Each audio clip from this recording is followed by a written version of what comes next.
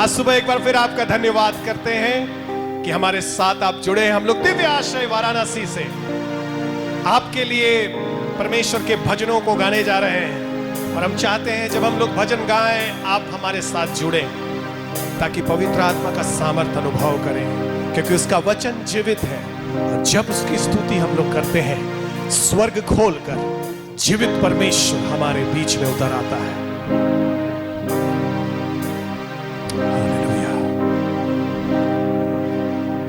भरपूर जीवन तेरे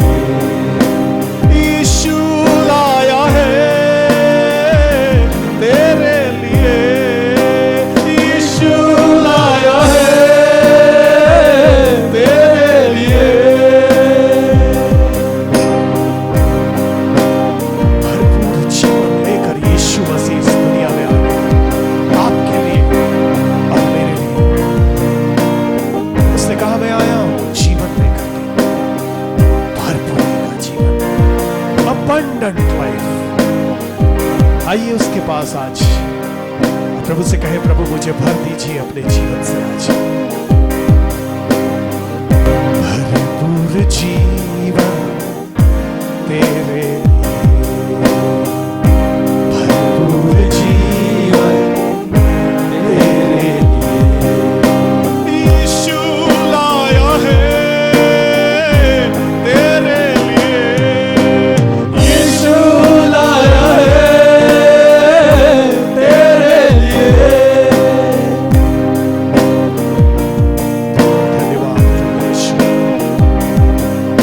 अपने भरपूर का जीवन लेकर आप इस दुनिया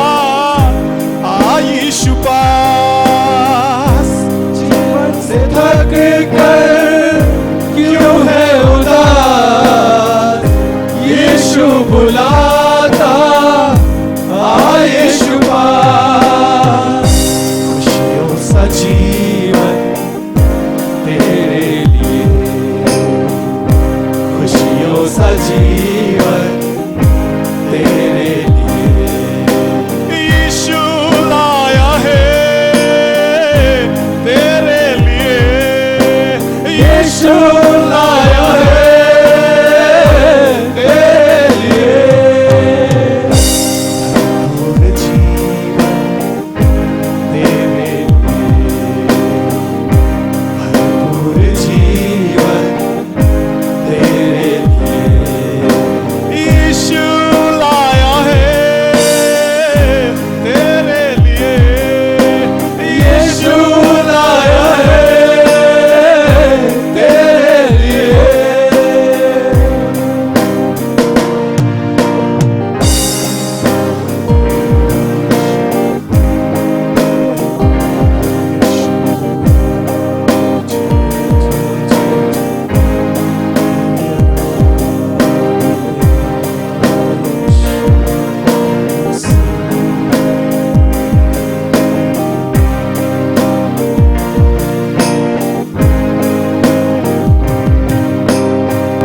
जीवन की रोटी यीशु ही है, जीवन का जल भी यीशु ही है, जीवन की रोटी यीशु ही है, जीवन का जल भी यीशु ही है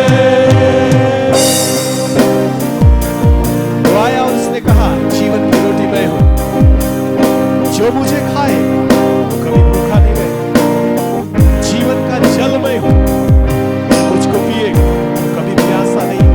आ जाइए यीशु के पास, खा लीजिए इस रोटी को और इस जल में से पी लीजिए, बुझा लीजिए अपनी प्यास। धन्यवाद यीशु। जीवन की रोटी यीशु ही है, जीवन का जल भी यीशु ही है, जीवन की रोटी यीशु ही है, जीवन का जल जीवन का जल भी यीशु ही है जीवन की रोटी तेरे लिए, जीवन का जल भी तेरे लिए, जीवन की रोटी तेरे लिए, जीवन का जल भी तेरे लिए यीशु लाया है तेरे लिए, यीशु लाया है तेरे लिए भरपूर जीवन तेरे भरपूर जीवन तेरे लिए यीशु लाया है तेरे लिए, यीशु लाया है तेरे लिए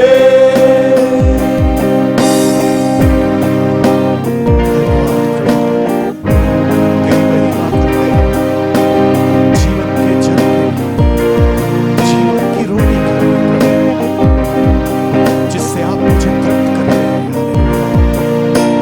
धन्यवाद, धन्यवाद।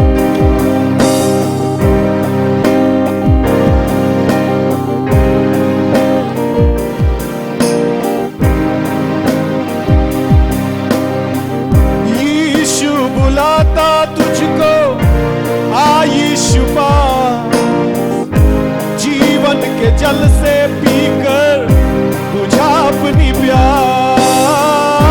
यीशु बुलाता तुझको आ यीशु पास, जीवन के जल से पीकर बुझा अपनी प्यास क्या यीशु की आवाज को सुन रहे हैं? आज आप यीशु पास आएंगे। यीशु कह रहा है मेरा बेटी, मेरा बेटा, आजा मेरे पास।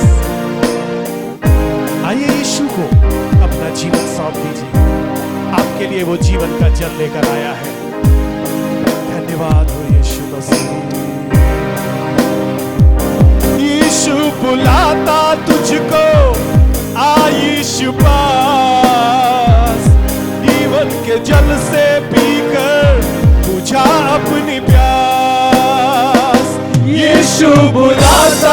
मुझको आए शुपास, जीवन के जल से पीकर बुझाए अपनी प्यास।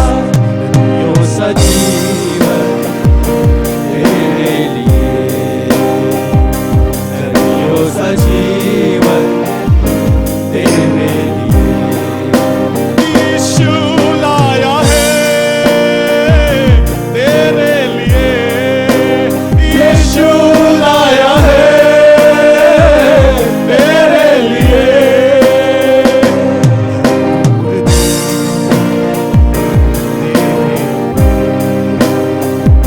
भरपूर जीवन तेरे लिए। यीशु लाया है तेरे लिए, यीशु लाया है तेरे लिए।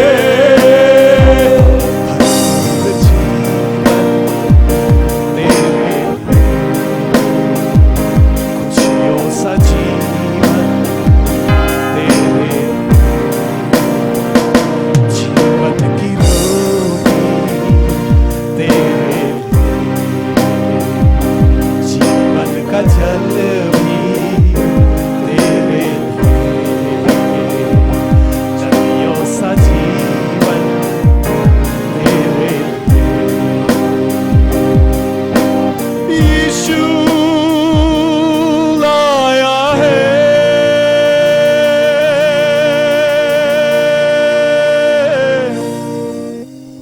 तेरे लिए।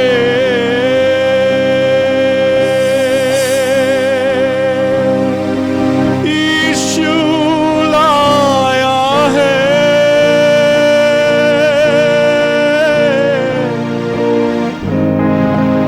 तेरे लिए।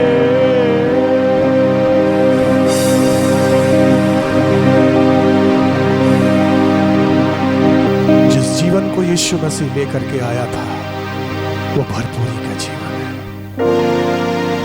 आज जब यीशु मसीह आपको बुला रहा है, आ जाओ। अंतिम रात यीशु मसीह अपने चेलों के साथ ऊपर की कोठरी में थे और उसने अपने चेलों को ये विधि को मानने के लिए आज्ञा दी। और उसने कहा जो कोई इस रोटी को खाएगा और जो कोई इस रस में से पिएगा वो कभी नहीं मरेगा। आज उस भरपूरी का जीवन जहां से खुला, हम उसको याद करने जा रहे हैं। यीशु मसीह का क्रूस को, जिस रात प्रभु यीशु मसीह पकड़वाया गया, उसने इस मेज की स्थापना की। और यदि आज अपने घर पर आपने प्रभु के मेज को तैयार किया है,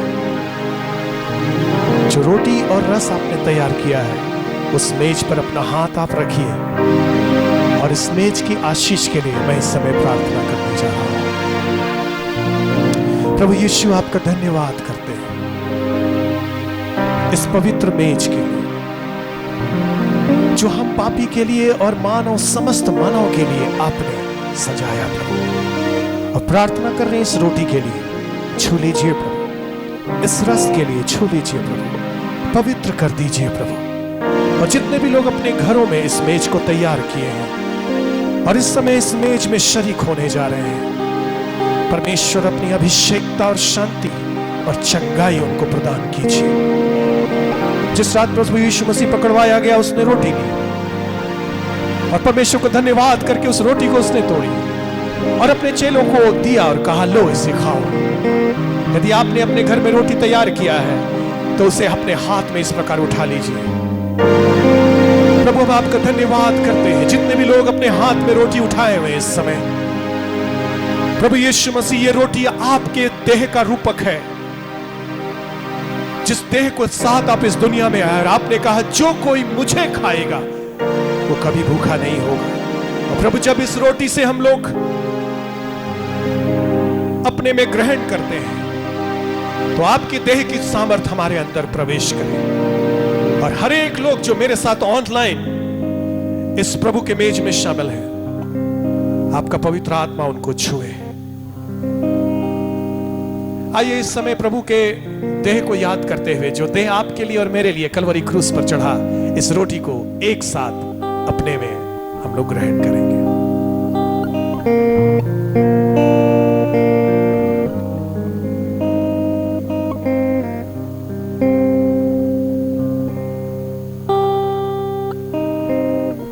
यीशु मसीह ने रोटी के बाद कटोरा उठाया और अपने चेलों को कहा, ये नई वाचा शुरू करने जा रहे हैं। पुरानी वाचा पूर्ण हो गई है, एक नई वाचा है, मेरे लहू में नई वाचा है। आज सुबह जब आपने अपने घर में रस को तैयार किया है, अपने हाथ में इस प्रकार से उठाइए प्रभु की ओर, धन्यवादित हृदय से याद करिए यीशु का उस प्रेम को जो कलवरी क्रूस पर बहा। किसी ने दुनिया में इतना प्रेम नहीं किया हम लोगों से जितना यीशु ने किया। प्रभु धन्यवाद देते हैं आपके लहू के लिए। इस समय जब तेरे लोग अपने अपने घरों में तेरे लहू को याद करते हुए इस रस को उठाए हुए हैं प्रभु, परमेश्वर जब इसे ग्रहण करने जा रहे हैं, अपना सामर्थ हम लोगों के ऊपर उम्मीद दे। धन्यवाद देते हैं यीशु। आइए एक साथ हम लोग इस रस को अपने में ग्रहण करें, धन्यवादित हृदय से।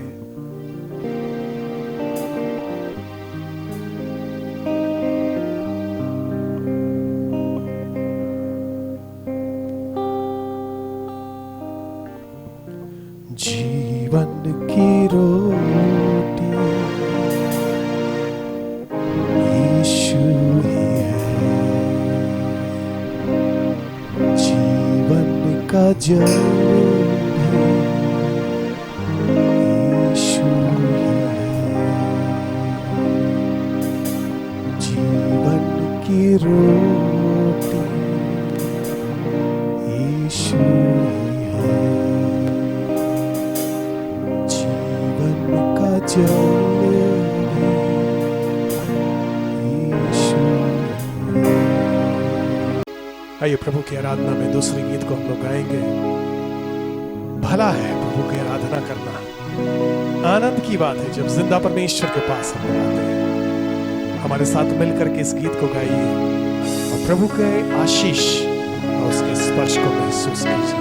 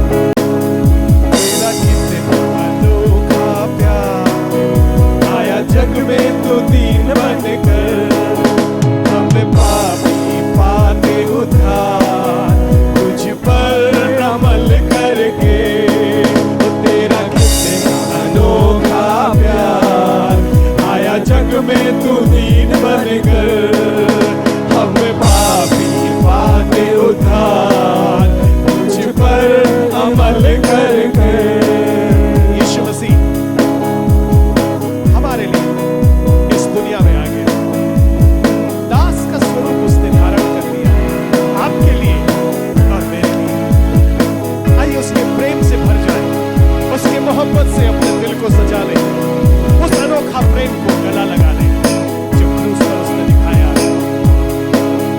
तेरा कितना अनोखा प्यार आया जग में तू दीन बनकर, हम पापी पाते उधार तुझ पर अमल करके। अनोखा प्यार आया जग में तू दीन बनकर, हम पापी पाते उधार तुझ पर अमल करके। मेरे जीवन का हर पल अब यीशु ये तेरा है, मेरे जीवन का हर पल अब यीशु ये तेरा है। मेरी जिंदगी का ताज तेरा मसीहा, यीशु मसीह मेरे जिंदगी का ताज है, जिंदगी का वही मेरे जिंदगी का ताज मालिक है। तेरा मसीहा। तेरे ही मोहब्बत से दिल को सजाया, तेरे मोहब्बत से मोहब्बत अपने से दिल को सजा लीजिए दिल आज। को सजाया। मेरी जिंदगी का ताज तेरा मसीहा, मेरी जिंदगी का ताज तेरा मसीहा। ऐसा अनोखा प्रेम उसने किया, मानव बनकर इस दुनिया में आ गया। आइए उसके प्रेम से भर जाएं आज सुबह और कहे प्रभु हाँ तुझसे हम प्यार करते हैं, प्रभु तेरी महिमा के लिए जीना चाहते हैं। प्रभु यीशु धन्यवाद देते हैं। हालेलुया। सुन के हम तेरी पुकार आ जाते हैं सूरी पार, इस दिल की भेंट चढ़ा दे तू ले ले बस यही है आस। सुन के हम तेरी पुकार आ जाते हैं सूरी पार, इस दिल की भेंट चढ़ा दे तू ले ले बस यही है आस। आ जाइए उसके सूली के पास, दे दीजिए अपना जीवन यीशु को, क्योंकि वो आपसे प्यार करता है और आज आपको बुला रहा है, नाम लेकर बुला रहा है कि अपनी जिंदगी का ताज मुझे बना ले, मेरे मोहब्बत से अपने दिल को सजा ले। दे दीजिए अपना जीवन यीशु को।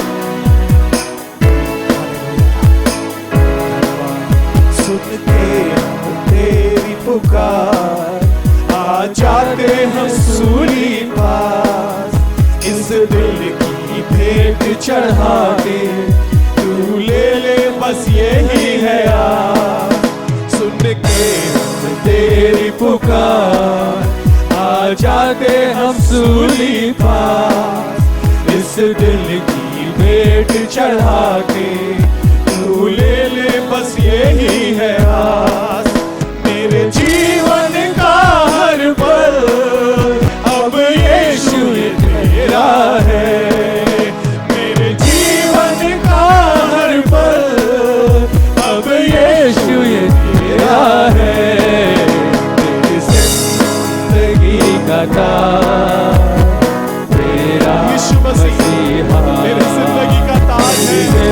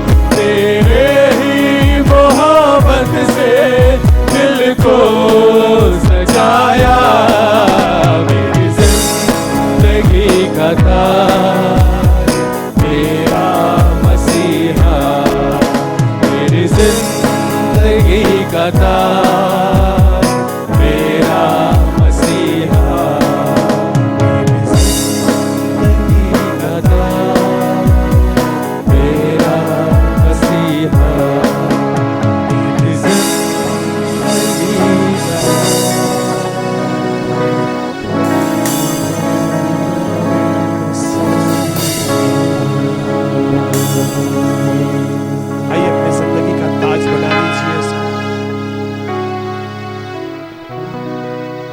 आइए अपनी आंखों को बंद करेंगे इस समय, प्रभु से बात करेंगे, अपना जीवन उसके सौंपेंगे, कहेंगे सूरी पास आए हैं प्रभु, ग्रहण कर लीजिए मुझे, अकेला जीना नहीं चाहता हूं, तेरे प्रेम से मरना चाहता हूं। अपनी आंखों को बंद करिए। वो जीवित परमेश्वर आपके घर में है इस समय, वो आपके दिल की आवाज को सुन रहा है। आइए अपने हाथ को प्रभु की ओर उठाएं। प्रभु कहे, प्रभु ये जीवन आपको अर्पण कर रहे हैं, तेरी आवाज सुनकर आए हैं तेरे क्रूस के पास। अपनी जिंदगी का ताज बनाना चाहते हैं तुझे, अपने दिल को तेरे मोहब्बत से सजाना चाहते हैं। प्रभु आ जाइए मेरे दिल में। यदि मेरी आवाज आप सुन रहे हैं, अपने घर में है, आप अपने दाहिने हाथ को अपने दिल पर रखिए। इस समय है, आप प्रभु से बात करिए और कहिए, प्रभु ये दिल आपको सौंपना चाहते हैं, इसकी गंदगी निकाल कर इसे आप सजा दीजिए प्रभु, आत्मिकता से, पवित्रता से बदल दीजिए मुझे प्रभु। मेरी जिंदगी का मेरा मसीहा।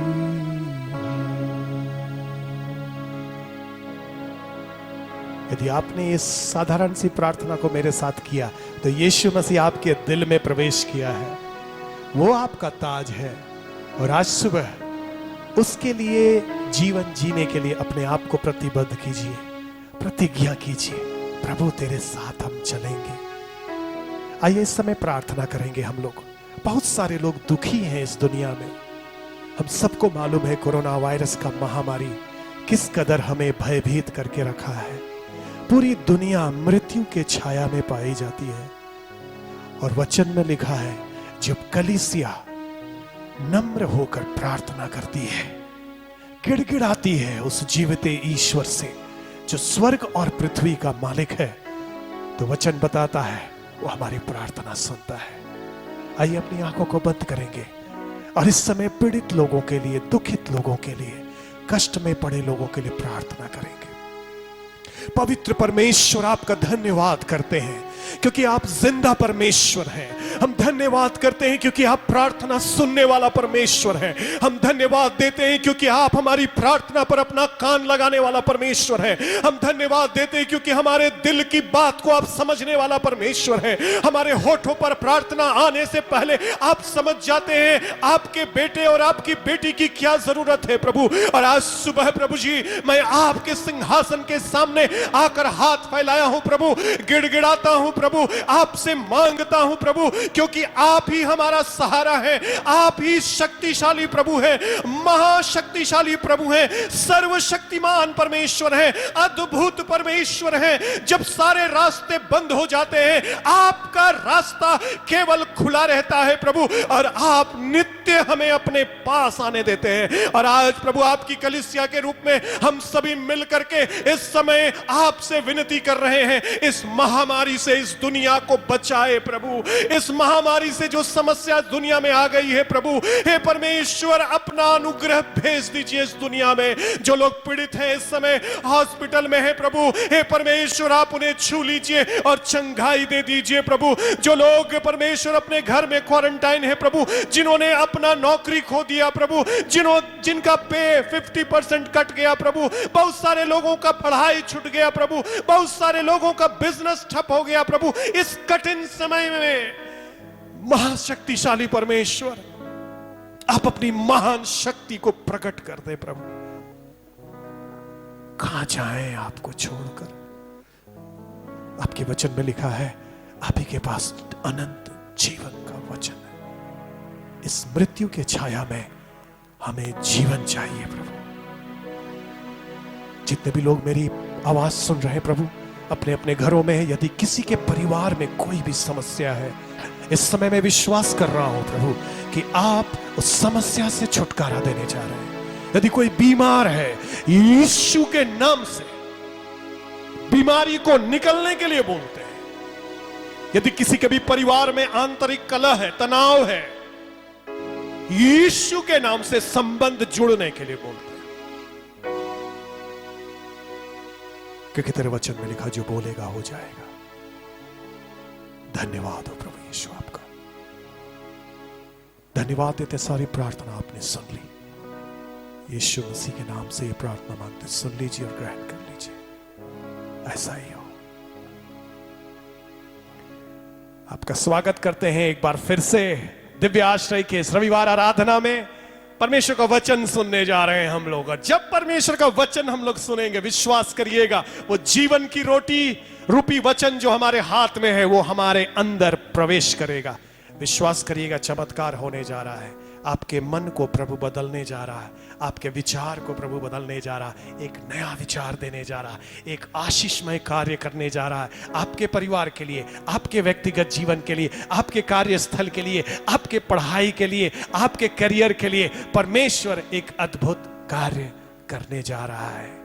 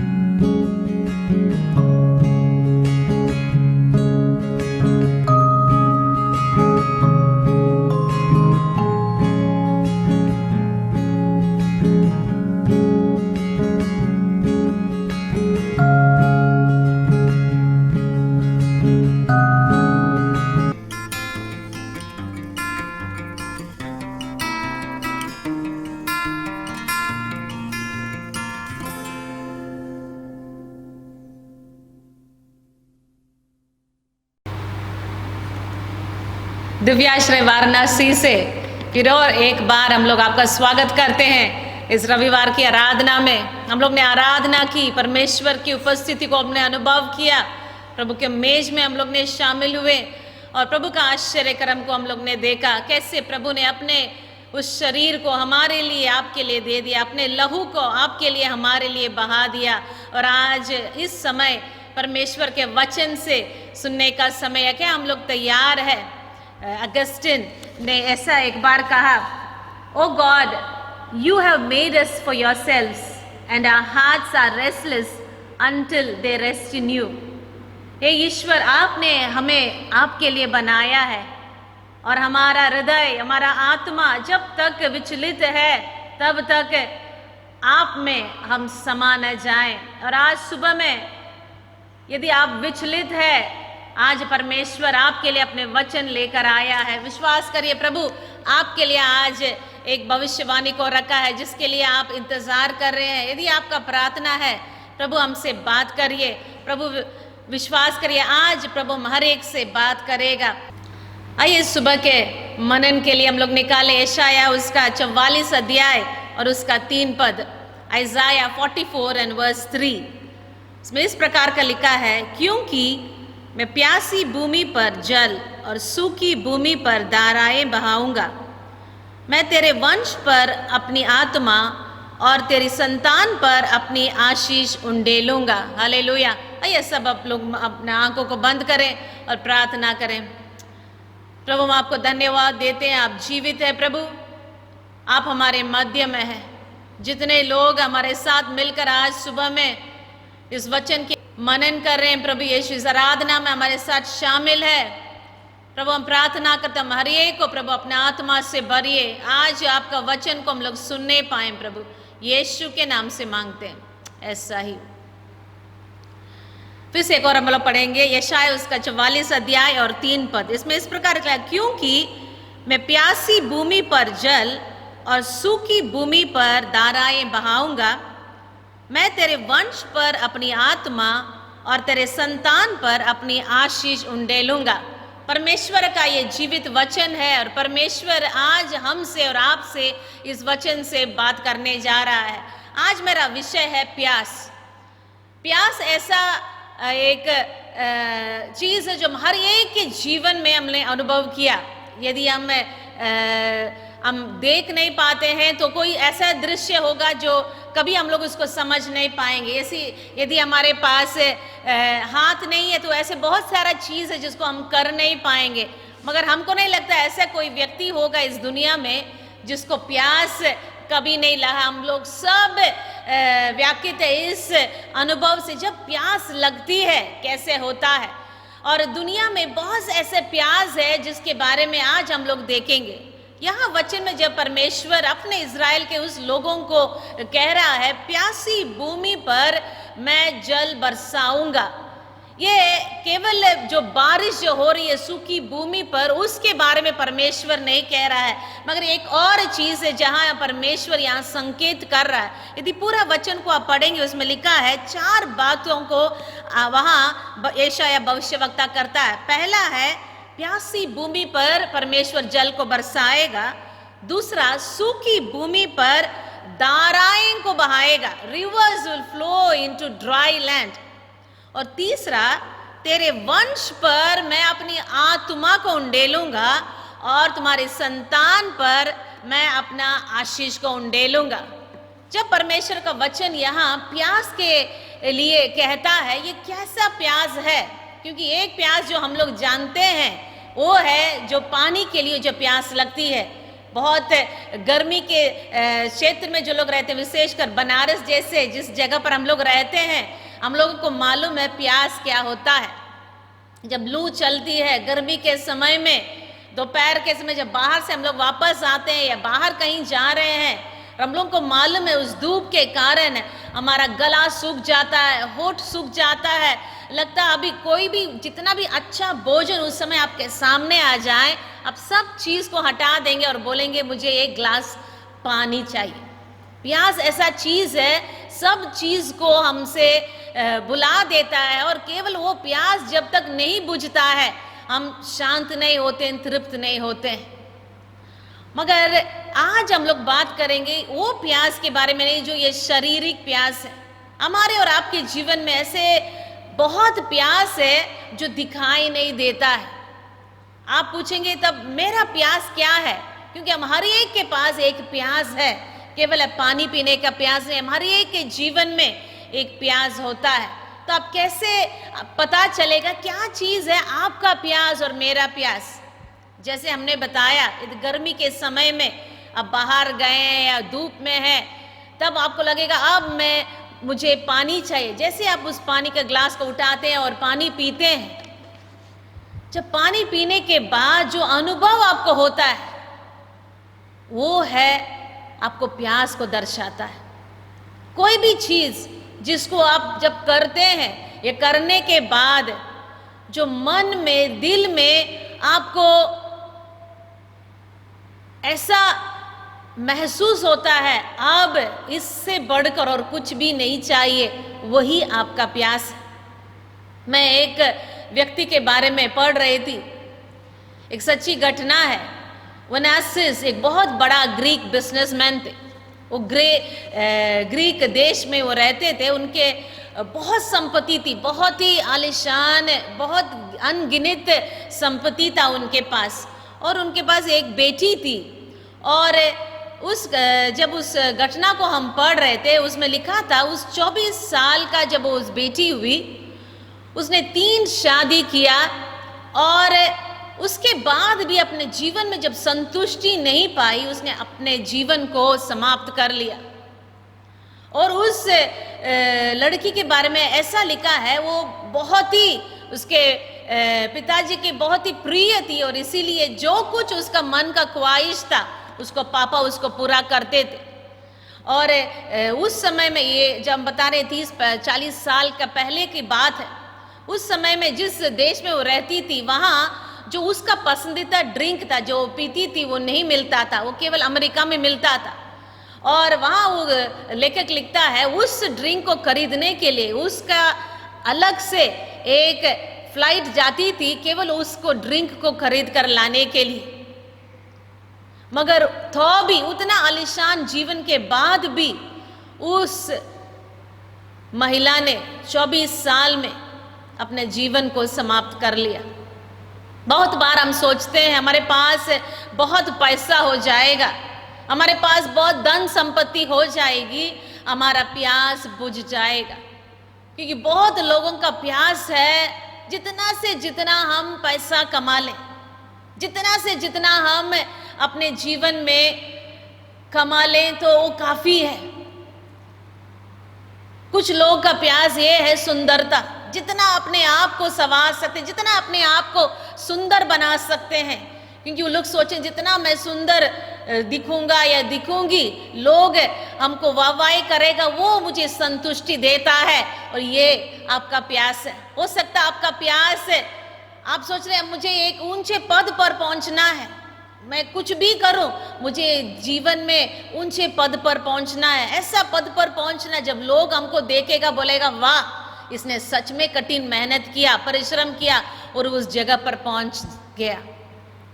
हम लोग के जीवन में अलग अलग प्यास है। अगर आज हम लोग वचन से देखेंगे 4 ऐसे व्यक्तियों के जीवन में उन लोगों का भी प्यास अलग था, मगर उन लोगों का प्यास जो सच का प्यास है, जो सच में आत्मिक जो प्यास है वो बुझा जब वो लोग परमेश्वर के पास आए। क्योंकि ये दुनिया के प्यास, ये दुनिया की वस्तुएं केवल इस शरीर को तृप्त कर सकता है, मगर ऐसा प्यास है मेरे प्रिय हमारे और आपके जीवन में जो आत्मिक प्यास है जिसको केवल हमारे परमेश्वर पिता तृप्त कर सकते हैं। और आज जब हम लोग इस वचन से देखेंगे हम और आप अपने से पूछें सच में मेरा प्यास क्या है। यदि आज तक आपने उस स्वर्गीय प्यास को अनुभव नहीं किया है, उस स्वर्गीय जल का उस प्यास को अनुभव नहीं किया है, आज इस वचन के द्वारा यदि परमेश्वर आपसे बात करता है, प्रभु को बोलिए प्रभु मुझे उस प्यास को प्रभु आप बुझाइए, प्रभु स्वर्गीय प्यास है आप में बुझने पाए। एक फ्रेंच फिलोसोफर पैस्कल ने ऐसा कहा, there is a God shaped vacuum in everybody's heart. ऐसा एक खालीपन हमारे के जीवन में जो केवल ईश्वर ही उसको भर सकता है।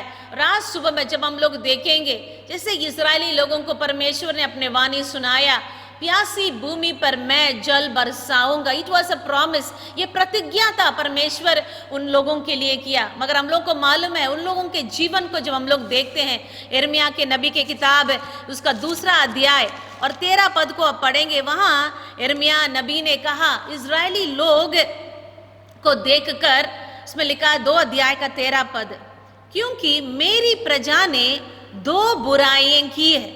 इजराइल के बारे में यिर्मयाह भविष्यवाणी कर रहा है और परमेश्वर कह रहा है मेरे लोग जो मेरे नाम से कहलाते हैं, जिसको मैंने अपने लिए चुरा कर लाया है। हम लोग को मालूम इजरायली लोग उस मिस्र के बंधुआई से परमेश्वर ने बड़ी आश्चर्य कर्म दिखा के उन लोग को उस मिस्र से चुरा कर लाया, लाल समुद्र को 2 भाग कर दिया, 40 साल तक उस मन्ना को खिलाया परमेश्वर ने, अद्भुत काम को लोग देखा। और दूध और मधु की धाराएं जो जिस देश में बहती है उस देश में परमेश्वर ने उस वाचा के देश में उन लोगों को पहुंचाया।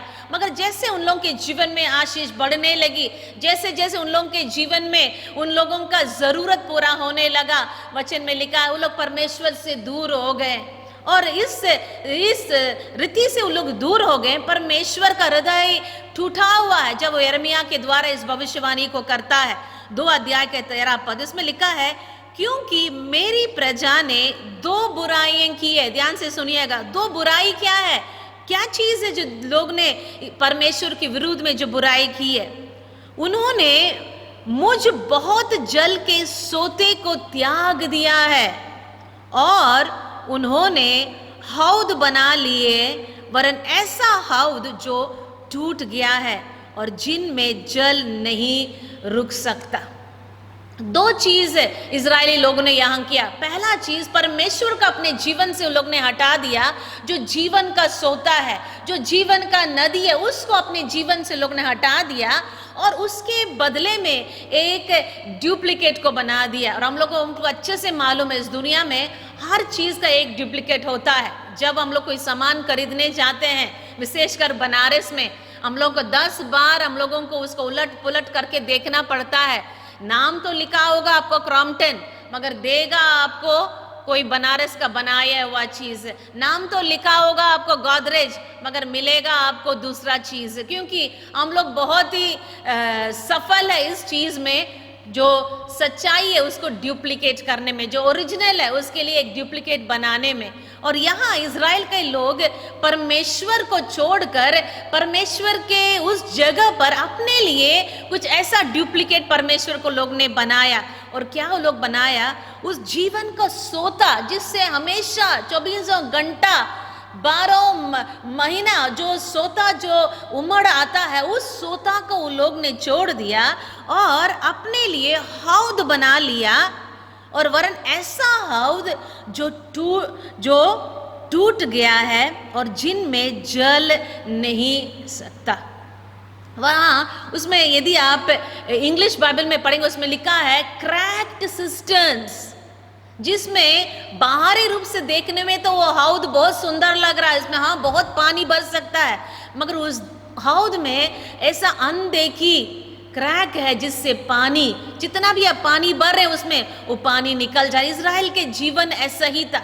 इज़राइली लोग जो परमेश्वर के पीछे चलने से छोड़कर अपने मन के और जब अपने मन की इच्छाओं के पीछे वो लोग चलने लगे, उनके जीवन भी ऐसा ही हो गया।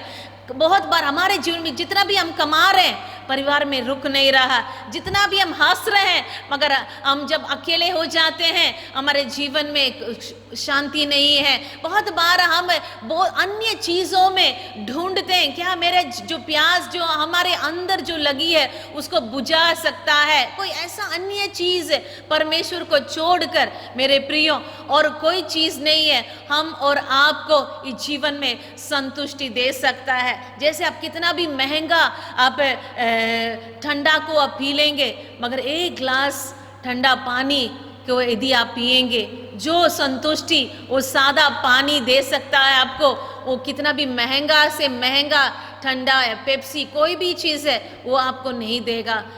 वैसे ही है, जितना भी हम अपने लिए हौद बना ले, मगर जब तक वो जीवन का सोता हमारे जीवन में नहीं रहेगा, वो जीवन का जल हमारे जीवन में नहीं बहेगा, तब तक हम उस प्यासी भूमि के समान है, हम उस सूखी भूमि के समान है, हम तरसते रह जाएंगे और दुनिया की चीज़ों में अपने मन को हम लोग लगाएंगे।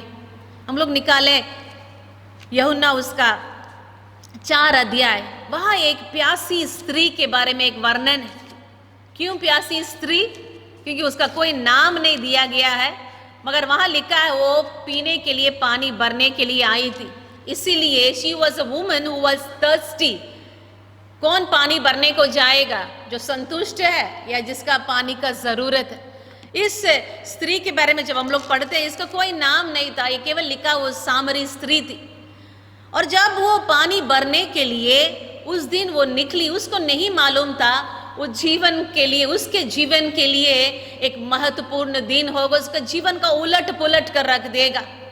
जिस दिन वो निकली, वहाँ 4 अध्याय में, वहाँ हम लोग यदि आप उस 4 अध्याय को पढ़ेंगे, वहाँ लिखा यीशु मसीह उस कुएं के पास बैठा हुआ, थका हुआ यीशु मसीह उस कुएं के पास बैठा है।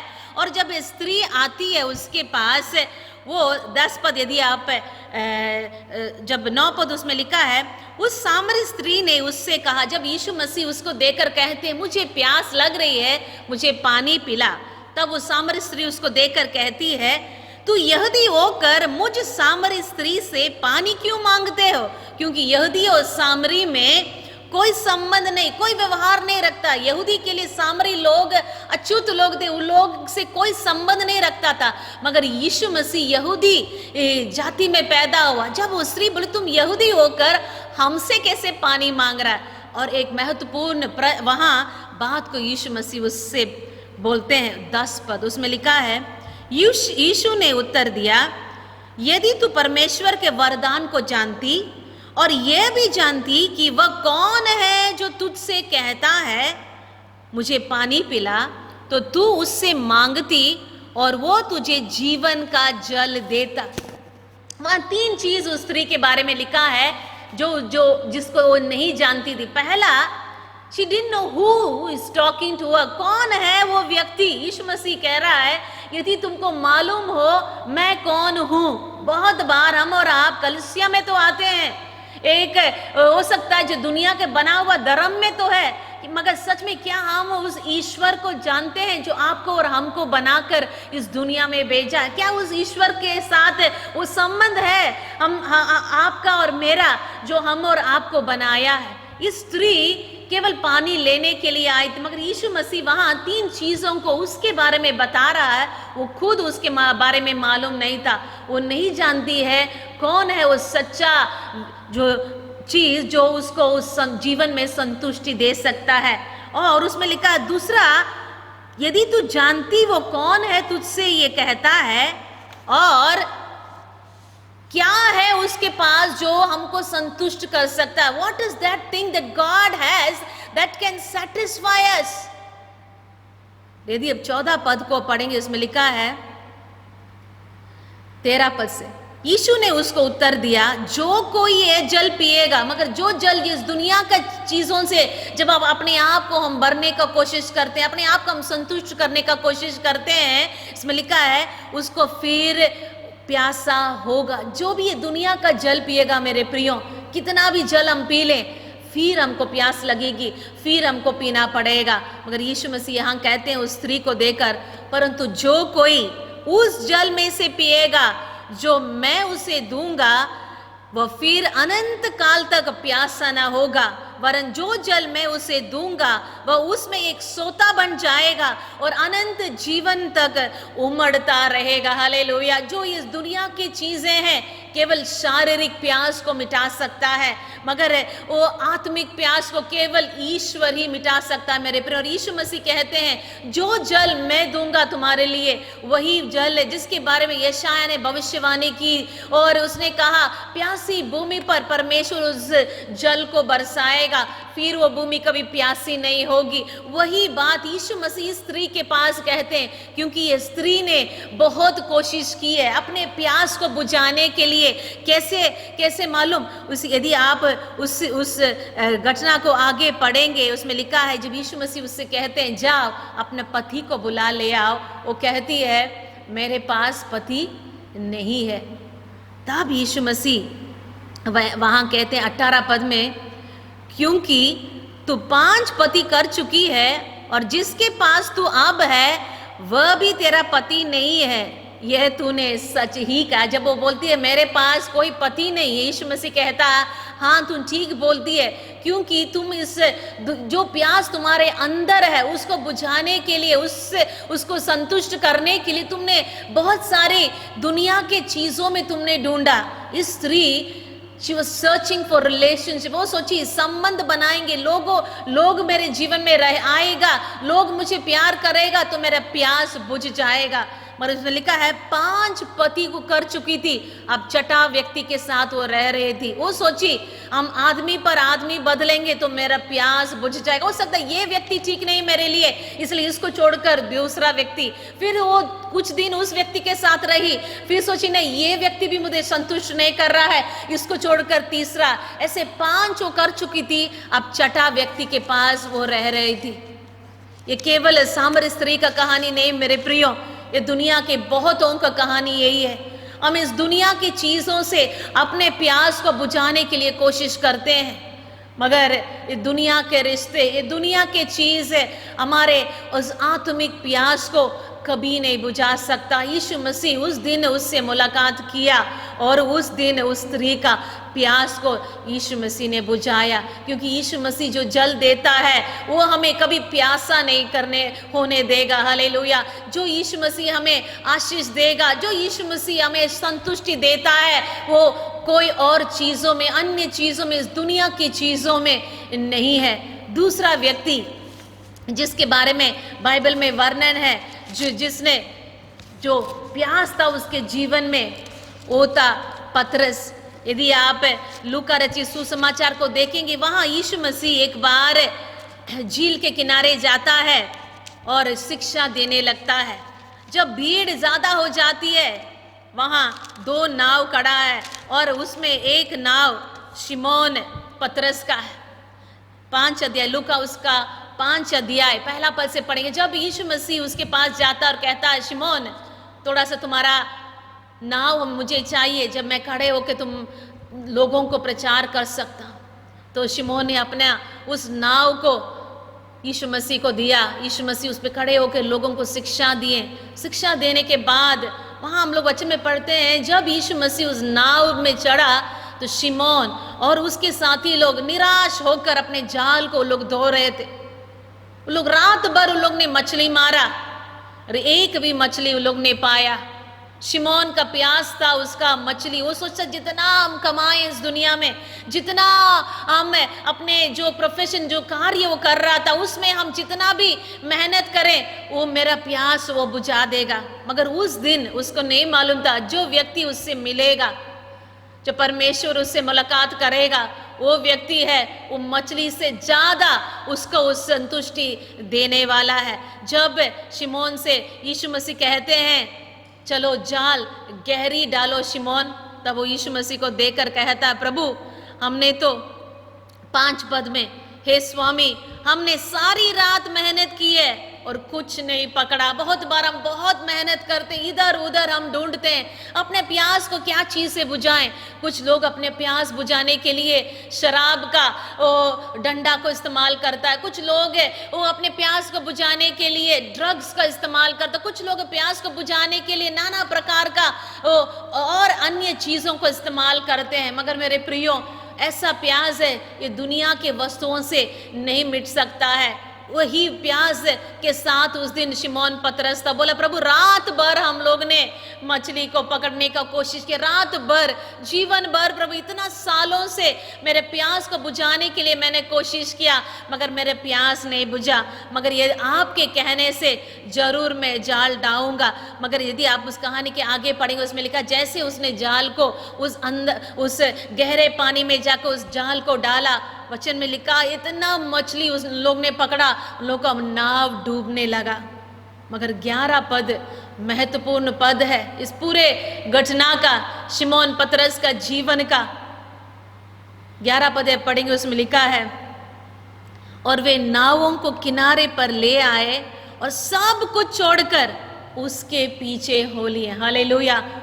वो नाव खाली नहीं था मेरे प्रियो, जो पतरस ने उस नाव को छोड़ा।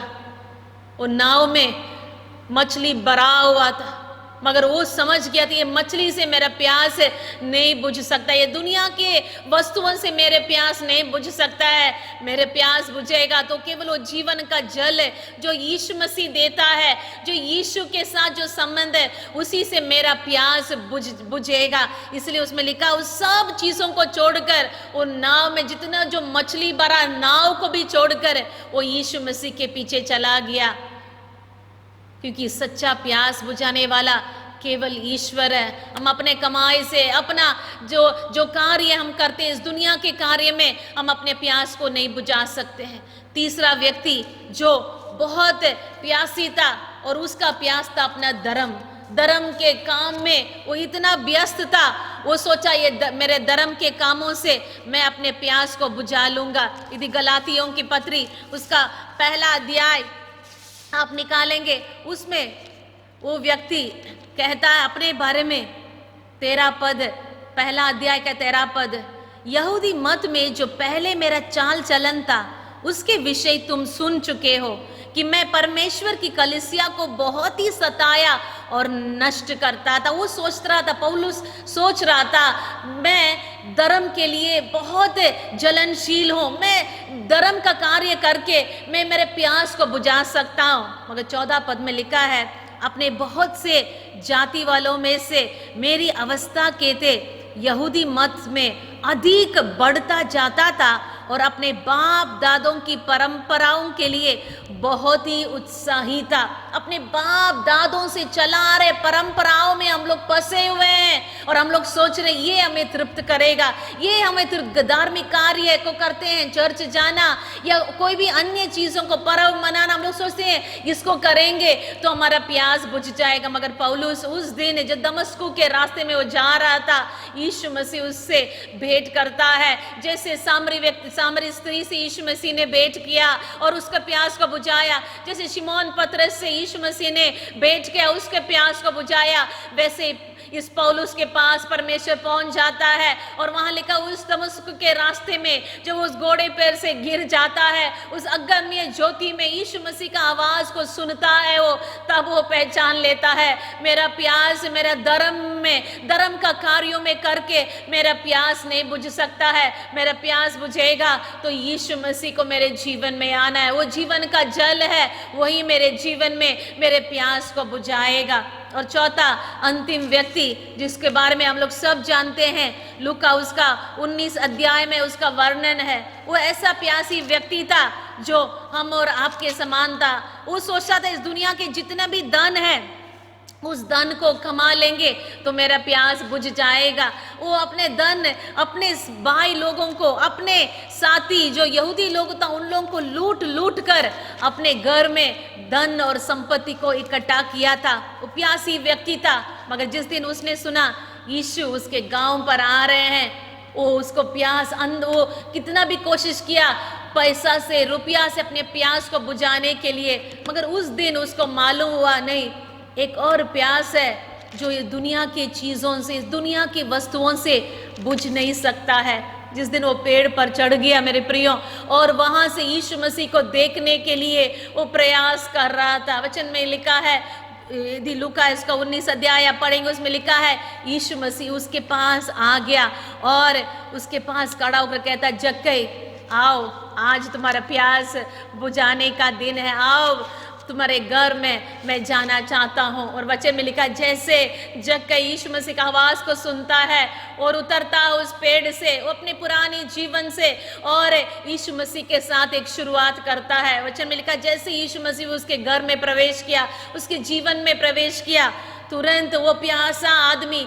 जो दुनिया की चीजों के लिए जो प्यास था उसके अंदर है, वो प्यास को वो जान गया। सच्चा प्यास केवल ईश्वर ही बुझा सकता है। यदि आप 19 अध्याय का 8 पद पढ़ेंगे, उसमें लिखा है, जक्कई ने खड़े होकर प्रभु से कहा, हे प्रभु देख, मैं अपनी आधी संपत्ति कंगालों को देता हूं, और यदि किसी का कुछ भी अन्याय करके ले लिया है तो उसे चौगुना फेर देता हूं। Hallelujah, hallelujah.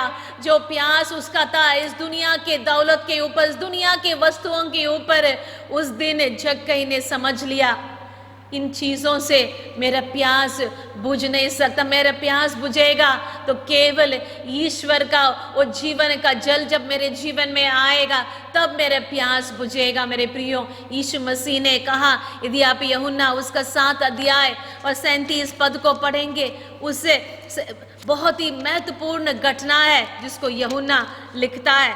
वहां पर्व का समय था, और कौन सा पर्व है? यदि आप 37 को पढ़ेंगे, उसमें लिखा पर्व के अंतिम दिन। ये कौन सा पर्व है? यदि 10 पद को आप उसी अध्याय का पढ़ेंगे, उसमें लिखा झोपड़ी का पर्व था। यहूदी लोग स्मरण करते थे उस दिन कैसे ईश्वर ने उन लोगों को उस बंधुआई से निकल कर ले आया, उस जंगल के मार्ग में 40 साल तक कैसे उन लोगों को संभाला। इसलिए उन लोगों को उस पर्व को ईश्वर ने मनाने के लिए कहा था। उस समय वो लोग घर में नहीं रहते थे, उस 40 साल लोग ने झोपड़ियों में रुका, मगर परमेश्वर ने उनके लिए सब उपाय किया। परमेश्वर उनको प्यासे नहीं रहने दिया, परमेश्वर ने उनको भूखे नहीं रहने दिया, परमेश्वर ने हर जरूरत को पूरा किया।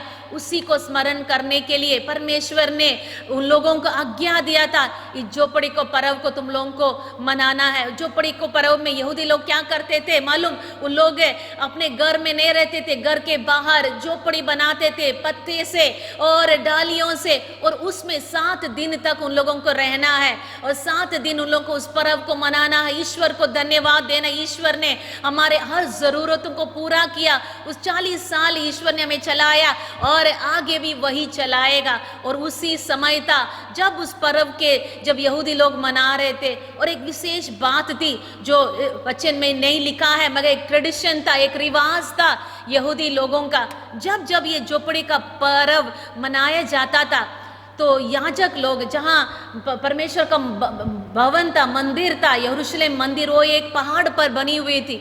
उस पहाड़ के उस मंदिर से वो लोग एक सोने का बर्तन, उस मंदिर का बर्तन, खाली बर्तन लेकर चलते थे और उनके पीछे भीड़ चलती थी। और वो लोग जब उस सिलोआम कुंड था यरूशलेम के नीचे, उसके पास जब लोग आते थे, वहां से पानी भरने के बाद वो लोग चलते थे, गाते गाते वो लोग यहोवा को स्तुति करते करते चलते थे। और उस पानी को ले जाके यरूशलेम मंदिर में जो वेदी था, उस वेदी के ऊपर वो लोग चढ़ाता था। ये दर्शाता था ये ईश्वर ने कैसे उन लोगों के लिए उस जल को दिया जब जंगल में जल नहीं था। और एक और इसका एक और अर्थ था, वो है जब वो जल चढ़ाया जाता था, वो जल उमड़ कर वो वेदी को वो भिगो कर फिर उस वेदी से पूरा मंदिर में होकर वो बाहर निकलता था।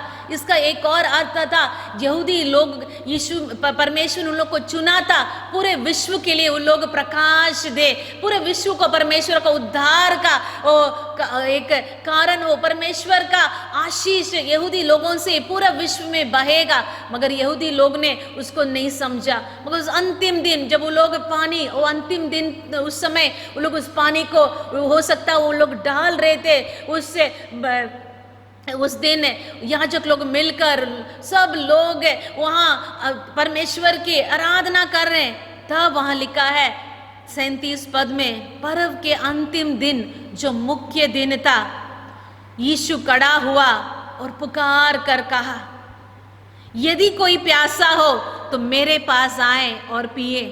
जो मुझ पर विश्वास करेगा, जैसे पवित्र शास्त्र में आया है, उसके हृदय में से जीवन के नदियां बह निकलेगी। Hallelujah, hallelujah. यीशु मसीह कहता है मेरे पास आओ। उस दिन लोग तो उससे पानी जो सिलोआम के कुंड से जो भरकर याजक ले आया, उस पानी को देख रहा था। मगर यीशु मसीह कहता ये पानी तो वो एक बार डालेगा, बार बार तुमको डालना पड़ेगा, हर साल तुमको इस नियम को, रिवाज को तुमको करना पड़ेगा। मगर एक ही बार तुम्हारा प्यास बुझ सकता है, एक ही बार वो तुम्हारे जीवन में वो संतुष्टि आ सकता है। मालूम कब? जब तुम मेरे पास आओगे। यीशु मसीह का वायदा है मेरे प्रियो, जब हम यीशु मसीह के पास आते हैं, यीशु मसीह हमारे और आपके उस आत्मिक प्यास को बुझाने के लिए तैयार है। मगर एक ही कंडीशन है, वचन में लिखा है, यदि कोई मेरे पास आए। यू कैन बी एनीवन, हम कोई भी हो सकते हैं, मगर एक ही कंडीशन यीशु मसीह देते हैं, मेरे पास आओ।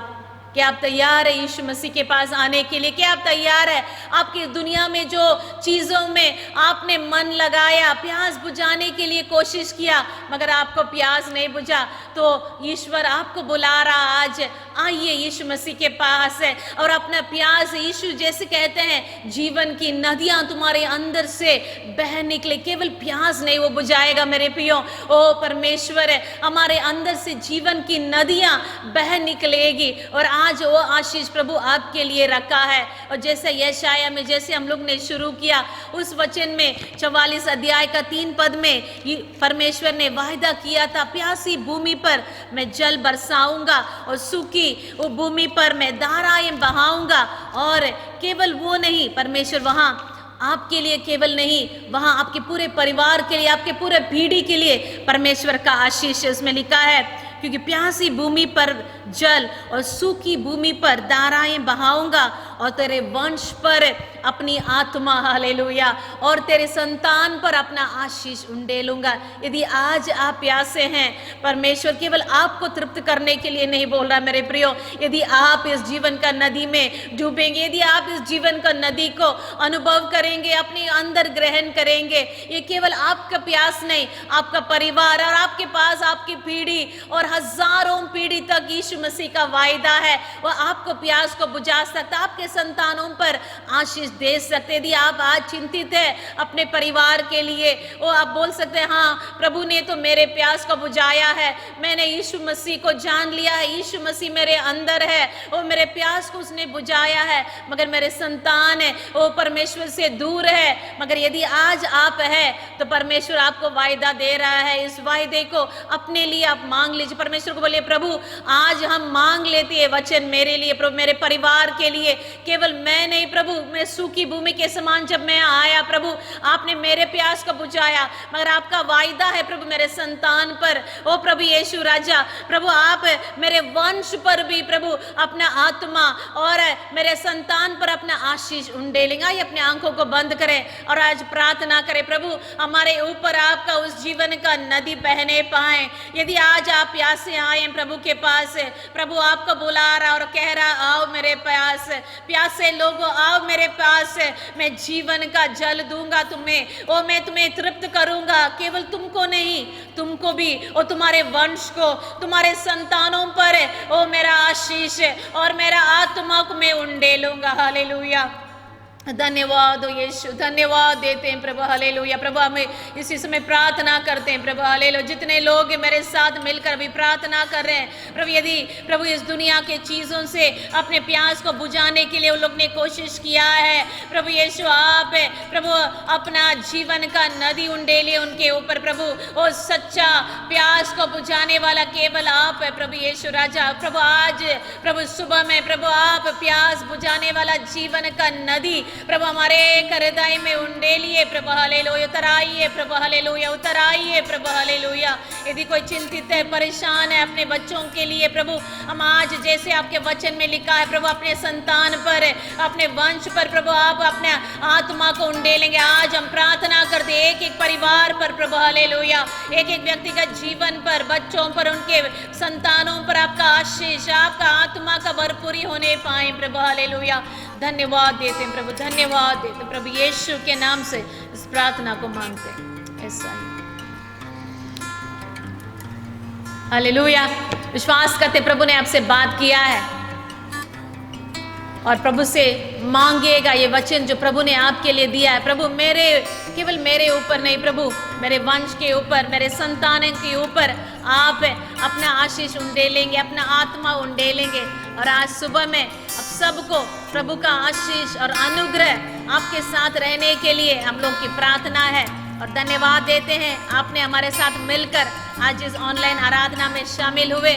और जैसे आप लोग को मालूम है दिव्य आश्रय वाराणसी से हर रविवार को 9:30 बजे हम लोग हिंदी में आराधना करते हैं। और यदि आज तक आपने हमारे YouTube चैनल को सब्सक्राइब नहीं किया है ज़रूर उसको सब्सक्राइब करें और इस वीडियोस को शेयर करें ताकि प्यासे लोग जो प्रभु का उस प्यास को वो अनुभव करें, प्रभु का उस जीवन का जल को वो लोग उनके जीवन में अनुभव करने पाएं। प्रभु आपको आशीष दें, आपको संभालें, इस सप्ताह भर प्रभु का आशीष और अनुग्रह है, प्रभु का उस जीवन का नदी आपके जीवन में बहने पाए। प्रभु आपको आशीष दे।